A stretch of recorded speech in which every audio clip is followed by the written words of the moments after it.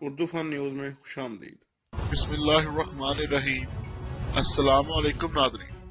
عمران خان نے کرتارپور راہداری کے افتتاح کرتے ہوئے ایسی کون سی بات کر دی جو نواز شریف نے 1999 میں بھارتی وزیر اعظم اٹل بہاری واجپئی سے کہی تھی؟ حیران کن رپورٹ۔ ناظرین، خبر کی تفصیلات میں جانے سے پہلے چینل کو سبسکرائب ضرور کر لیں اور ساتھ دیے گئے بیل آئیکن پر بھی کلک کر لیں۔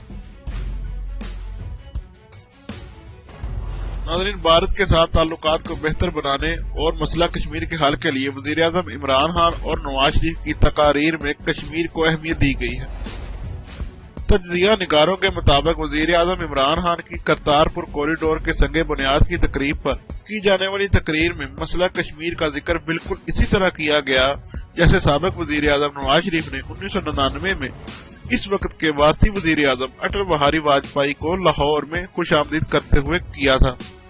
تفصیلات کے مطابق بدھ کو وزیر اعظم عمران خان نے سکھوں کے مذہبی رہنما بابا گرو نانک کے مزار پر کرتارپور کوریڈور کے سنگ بنیاد کی تقریب سے خطاب کرتے ہوئے کہا کہ دنیا میں بھی بہت سے تنازعات رہے ہیں۔ یورپ میں مختلف ممالک نے ایک دوسرے کا قتل عام کیا، لیکن اس کے بعد بھی فرانس اور جرمنی نے ایک دوسرے سے ہاتھ ملائے اور آگے بڑھے۔